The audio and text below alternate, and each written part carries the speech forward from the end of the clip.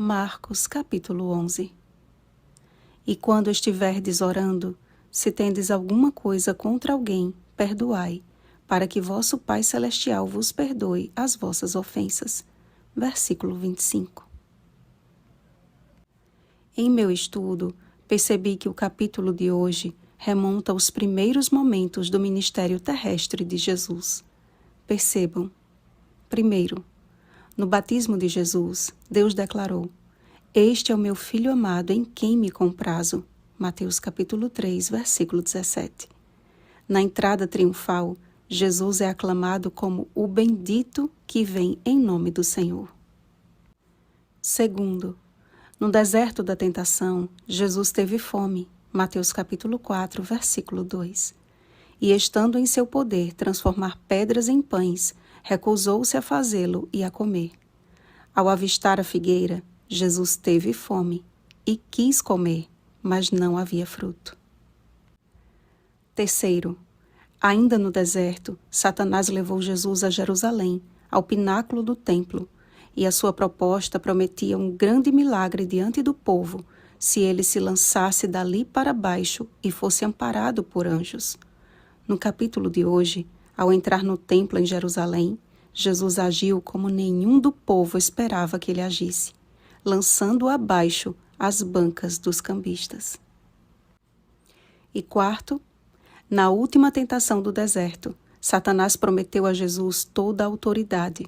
Lucas capítulo 4, versículo 6.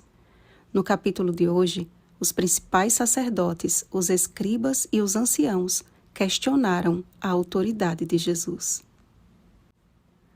A palavra de Deus não é maravilhosa, amados?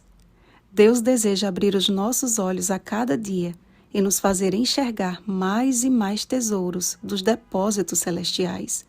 Felizes os que permitem que o Espírito Santo lhes fale e enterneça o coração com as dádivas de sua santa palavra. Eis o que profetizou Zacarias. Eis aí te vem o teu rei, justo e salvador, humilde, montado em jumento, num jumentinho, cria de jumenta. Zacarias capítulo 9, versículo 9.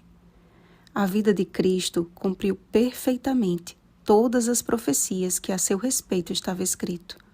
Da sua concepção à sua morte, tudo nele foi o perfeito cumprimento da missão em resgatar a humanidade e em revelar o caráter do Pai.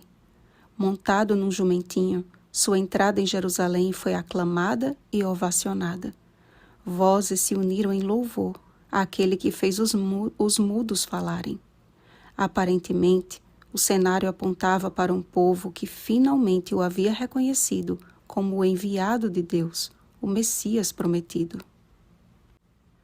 A expressão Hosana em hebraico significa salva agora ou salva-nos, te imploramos. O povo clamou para que Jesus estabelecesse o seu reino naquele momento.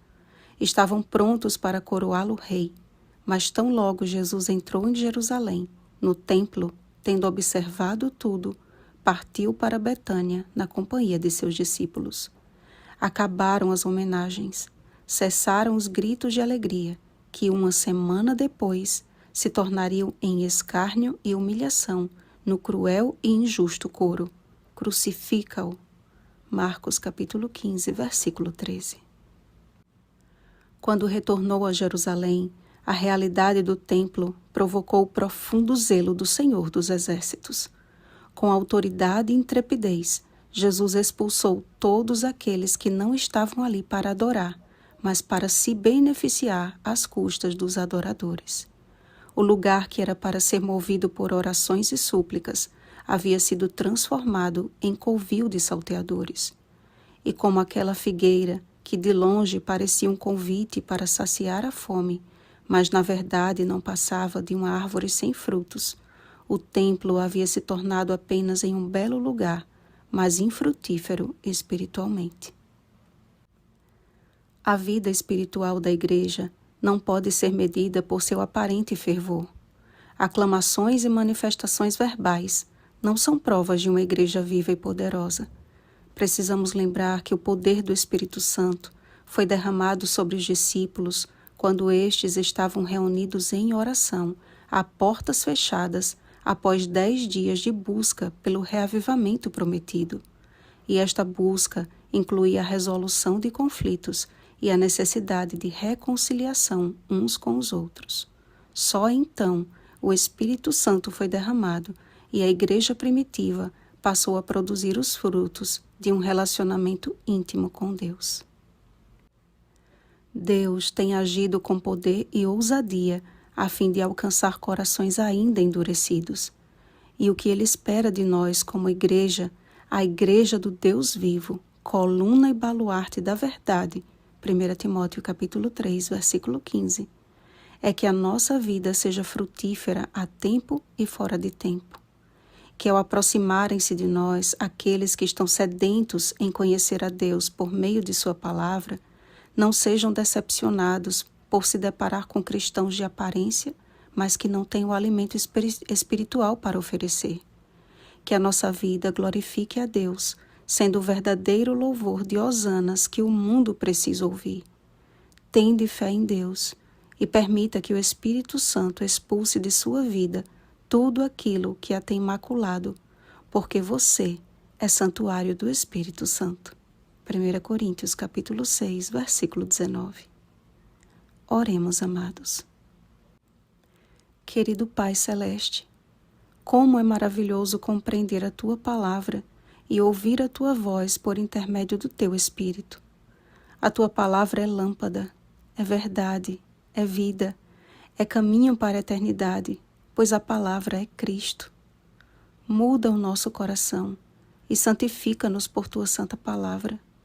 Que tenhamos uma mente clara e lúcida para experimentar a Tua vontade. Faz-nos Tua igreja pura, sem mácula ou ruga, irrepreensível, pelo poder da graça de nosso Salvador. Em nome de Jesus. Amém. Vigiemos e oremos. Um feliz sábado, coluna e baluarte da verdade.